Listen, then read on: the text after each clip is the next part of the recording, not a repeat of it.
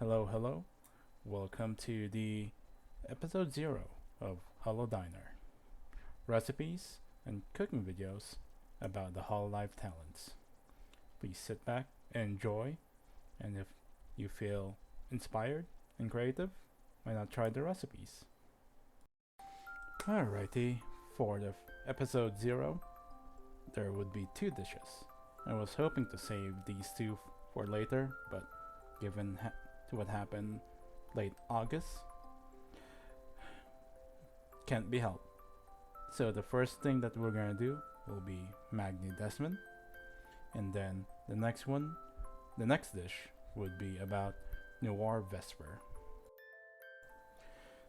So for Magni's dish, I'm going to go with what he likes based on his bio. It was able to look for more videos or watch him more. It'll be based on his streams. But for Noir Vesper, since for his love of tea, we'll do a simple dish for him. Hopefully, these 2 comfort foods will help those Magmites and Vesties in this trying time. So please join me in this, hopefully, a beginning of a culinary adventure. This is just a background of who the Tempo's boys are, starting with Magni. The great Magni Desmond, the Adventurers Guild's Tempest publicist. He proclaims himself to be an alchemist, but nobody has seen him in action. Muddying the waters even further are his business ventures, which takes him all around Elysium. Nobody knows what his actual profession is. What does his alchemy even consist of? Making potions? The type of person who stares right into the abyss. Rumors say he will do anything it takes to uncover the truth behind the world, and that he's hiding a dark side to him. Alchemists have the wonderful ability to grant people's wishes. Alrighty, here are the ingredients to make gyudon. Not including the beef, of course. First thing from left to right is the rice, togarashi, black pepper, hondashi, sake, mirin, soy sauce. Then on the bottom middle in the container is ginger, green onion, and then onion. Next, we'll prep the veggies like the ginger, onion, and green onion. First thing would be ginger. We're gonna julienne them, or try to. I'm not that good at cutting up yet, but here goes. Then after that, try to separate it so it's when you put it in the pan, it'll be easier for them to separate. A simple Japanese dish with rice, onion, ginger, soy sauce, mirin, honda. Alrighty, next we're gonna prep the onions. We're gonna slice it thinly. First, cut off the top, and then in half. Then you want to remove that brown where the root is. Do the same for the other half. We're using a whole onion for this recipe, since I am having guests over. And then remove the outer layer until you see the transparent skin of the onion. The first layer, maybe? Yep, simple. Then try to clean your board. Then I just learned this from a restaurant, to slice on the sides, and then slice it as thinly as possible. Then separate it. You can separate in the pan or separate it on the board. It's your decision. Right, next in the chopping block would be green onions. For this one, I bought the green onions a bit too early and did not prep them. So right now it's a little bit wilted, but still good. Then I'm trying to remove some of the bad, quote unquote, bad stuff And then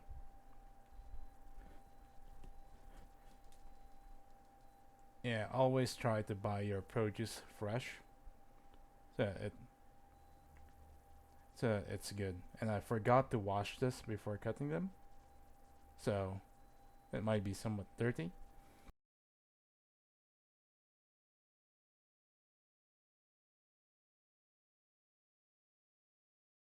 Alright, so here, try to cut it as thin as possible if you can, and make sure it's separated. Then on here, I just realized, what if I just use the stems just for flavoring to see how it goes. Alright, next, to keep your green onion fresh, quote unquote fresh, don't do it like mine, buy it fresh, and then just use a topperware and a paper towel. And then that will stay good, I think roughly a week, maybe, and maybe in roughly a week in the fridge. Alright, let's start cooking. Don't mind the oven toaster in the shot. So first we're gonna do the white part of the green onion and the onion itself. Some people stew the onion rather than frying it first, but we'll try something different. Let's fry the onion first, get it a little bit caramelized, and then we'll add the stock. So usually for this one, you just add water, soy sauce, mirin, and dashi, and then you add the onion and ginger. But since we're trying something different, we'll do this. You'll know when the onions are ready when it's a little bit more translucent or the color changes.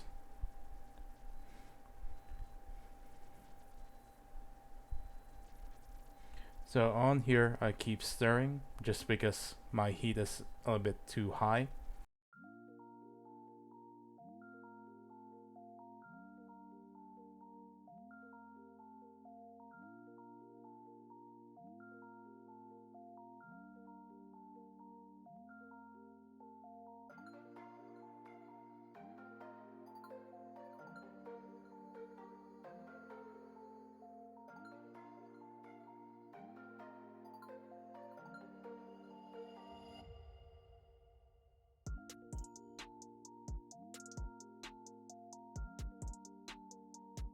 Here, as you can see the onions change color.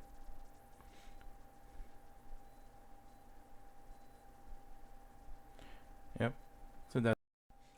So once the onions get a little bit more color, then we'll add the ginger, the sliced ginger. Usually ginger has a strong taste, and usually use less of it just because some people don't like the strong taste, but on here I decided to use the whole knob that I sliced, because why not, right?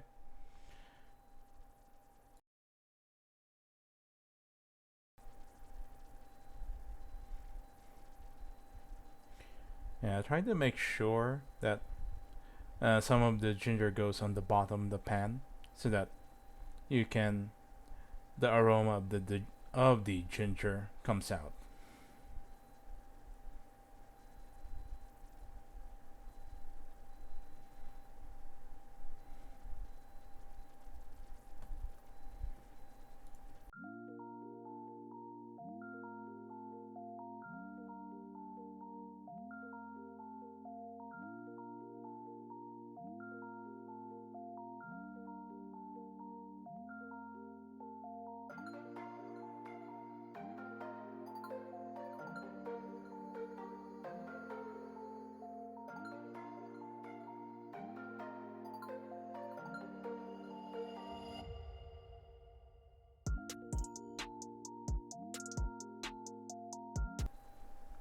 So when the color changes, just add the dashi on there, and then for the dashi recipe, I'll show it after this, after I fill up the pot.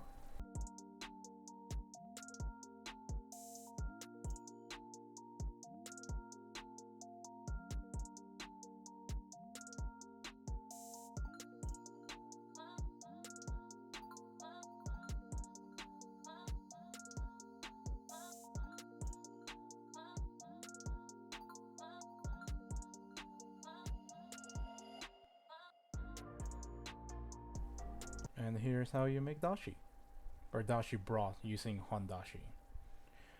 Usually you use kombu and water, that's about it, but I don't have kombu, so we'll substitute with hondashi. So all you need is water, hondashi, soy sauce, and mirin.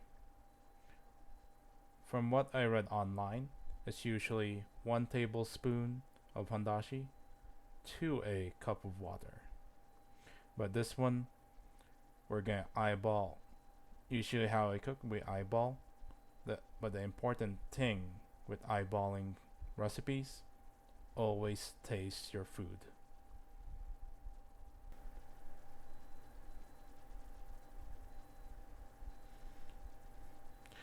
And this is the first thing that I did in the morning, so it looks scarce-ish. But I made more afterwards. Again, I just eyeballed it and made sure to taste it every time that I add ingredients to make sure that it's either not too strong or not too light.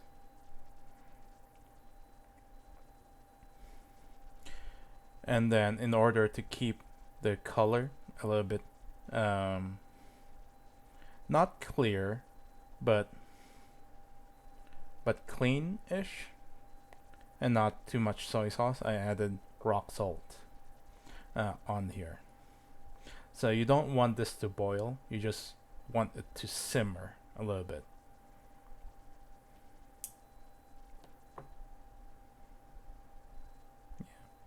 Yeah, that's why I added more hondashi, a little bit of more rock salt, or sea salt, sorry.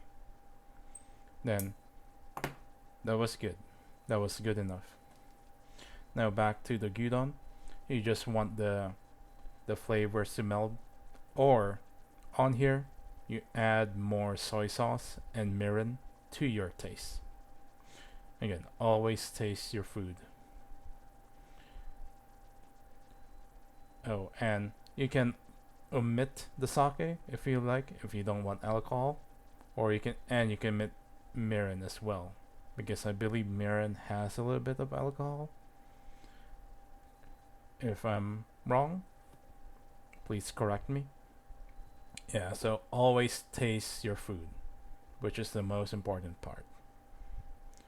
And then the green onions, the white stems, you can always remove it if you don't like.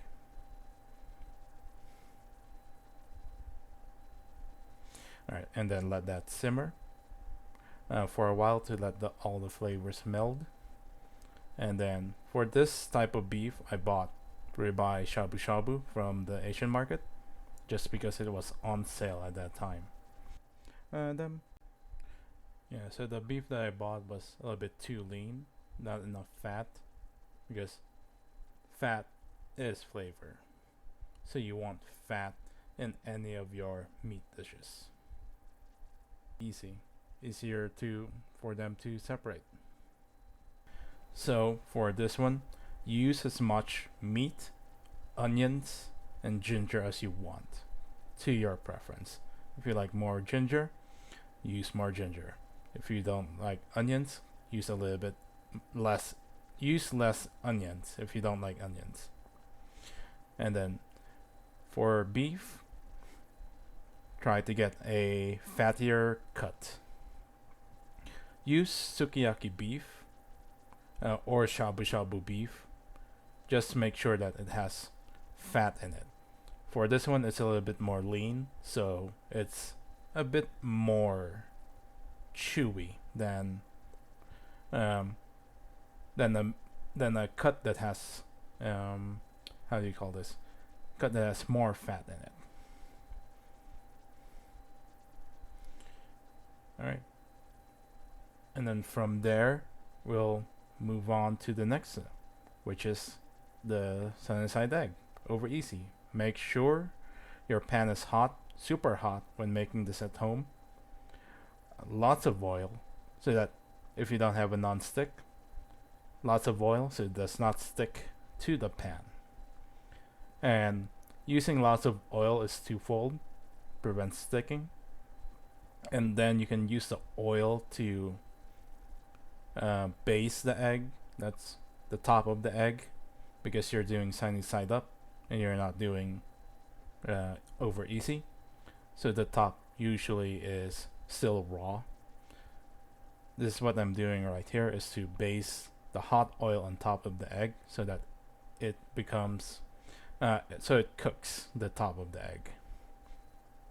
And you want your egg to be either over easy or gooey, the yolk to be gooey.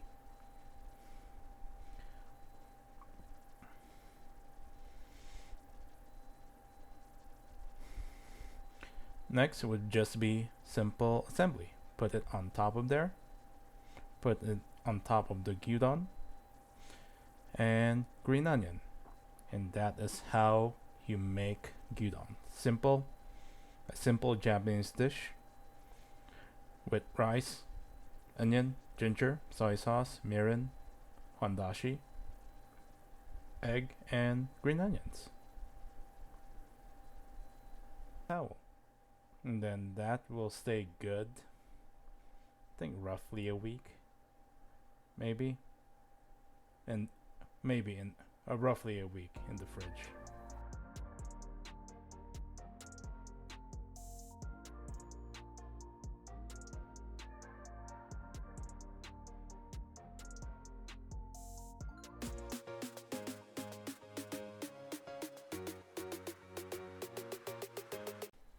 Alright, next on the chopping block is Noir Vesper, resident scholar and vampire of the Tempest Guild. For his background, he is the Adventure Guild Tempest's academic advisor. He also holds the post of custodian and arch scholar at the Grand Library. Logical and rational at all times, he doesn't lift a finger unless completely convinced by something. He has an aversion to sunlight due to spending too long cooped up, absorbed in his research. It's his childish nature that allows him to speak so freely about his dreams. He might even actually let everyone around him dream. So for the guild scholar's dish that I thought of when he first mentioned tea, ochasuke. Specifically, salmon ochasuke. So rice is one of the main ingredients in Asian cuisine, so always have rice. And then we'll start from the right to left. The first one is a ochasuke mixture that I bought from an Asian market, which includes rice crackers, wakame seaweed, salt, MSG. Next is umeboshi to have that sourness. And then next to that, to the left, in the clear Tupperware, is salted squid.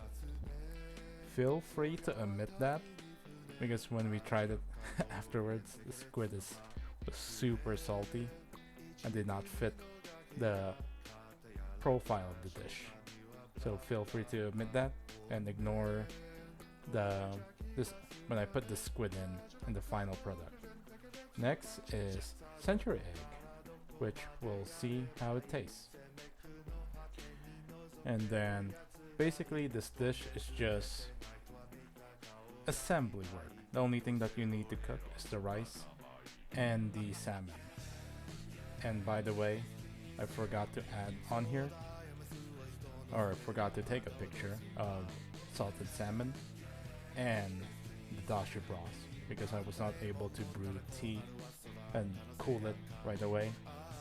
I ran out of time, so we're gonna use dashi broth instead of tea. Alright, for ochasuke, let's start first with the salmon, which I brined in sake and a mixture of honey whiskey, which I'm gonna show a little bit later. To clean the salmon, they say. I'm not sure if the alcohol will impart some flavor into the fish, but I'll follow the recipe this time to brine the sake at least 10 minutes before cooking it. or they say better, for overnight. So after that, before cooking the salmon or sprinkling salt on the salmon, we need to pat it dry first.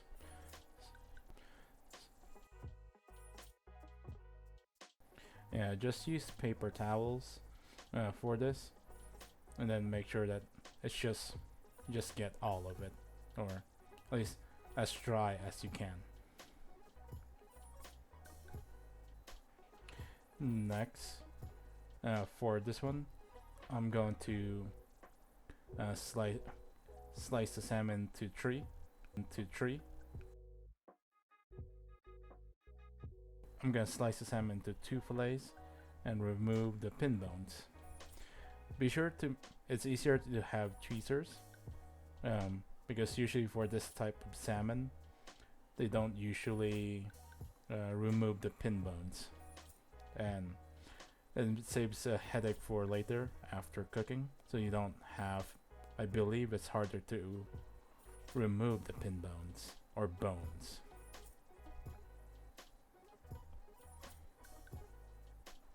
Yeah, always feel around the salmon to make sure that there's no bones left over. Yeah, I'm gonna save that middle part for a sec. Yeah. So always be aware of bones.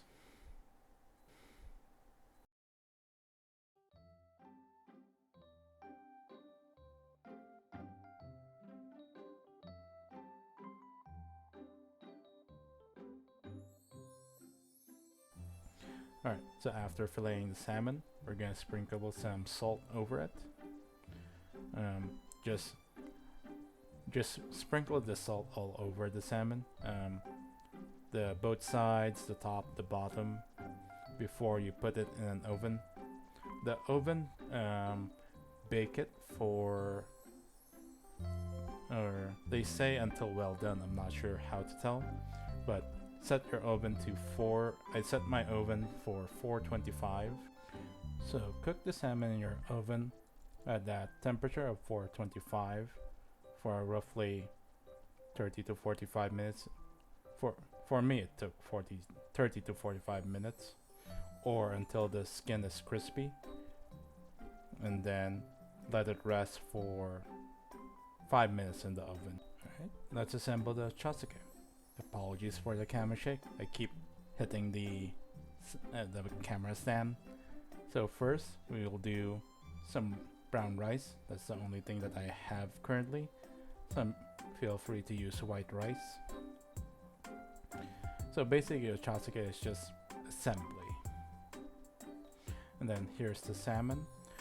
Cooked to well done. You want it crispy and no pink color, and the skin crispy. On here, I tried to use chopsticks, but I said screw it, I'll just use my hands to rip and tear the salmon.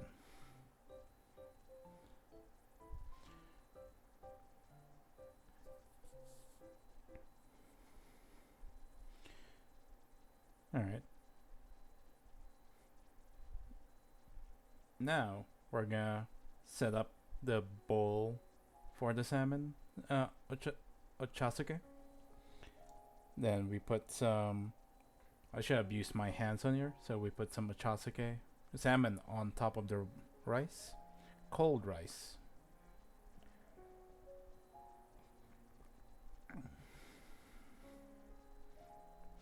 Put as much salmon, as much rice, as much stuff as you want. It is your dish. Feel free to use however much ingredients that you want.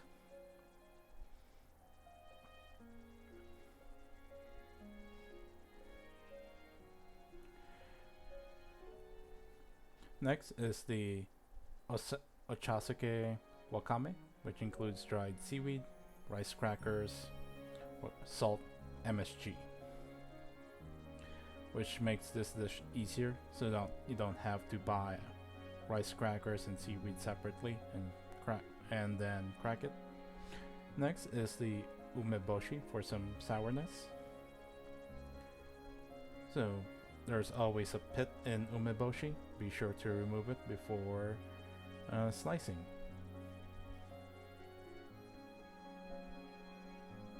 Slicing or chopping. I don't know how to properly do this. Right. Then again, put some amount of umeboshi to your preference, because I'm not into sour things. I just use one for the both of us.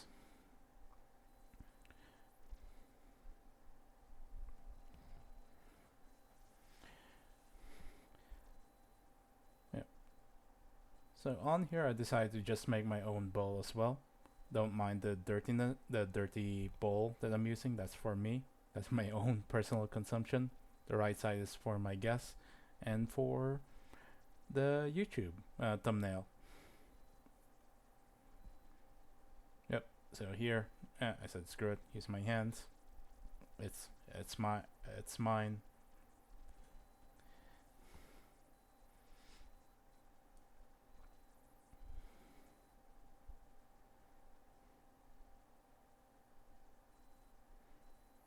Here I'm just reminding myself which one is mine, which one is the other person's. Added more the ochasuke mix and the umeboshi. You can tell which one is mine since I don't care about cleanliness of my own. And then wipe down the cutting board.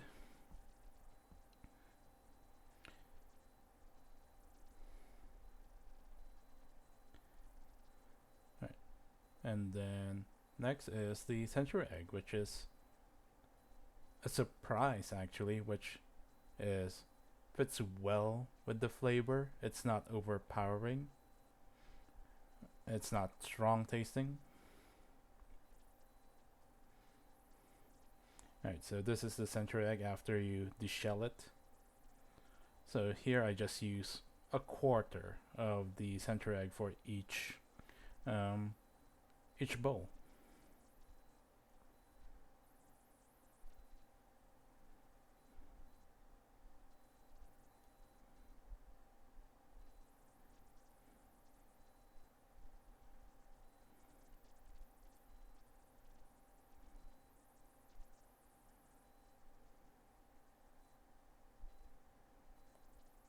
Yeah, don't do what I did with that knife. How I grabbed the egg. That's one way to get yourself cut. I was not thinking.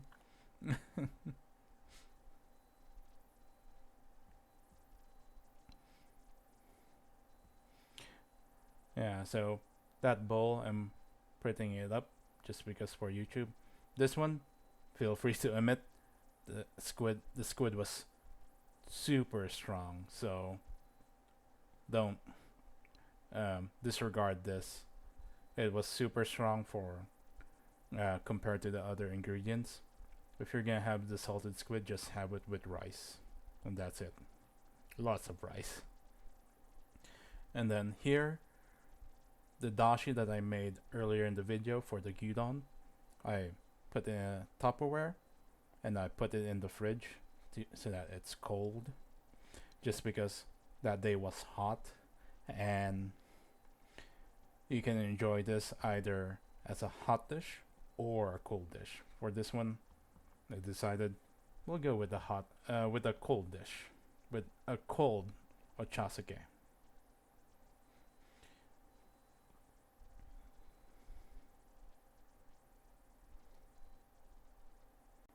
And then after adding the dashi broth, just put green onions. I forgot to mention it on this video as a garnish. And that is how you make ochasuke, a simple dish if you're feeling down. So enjoy.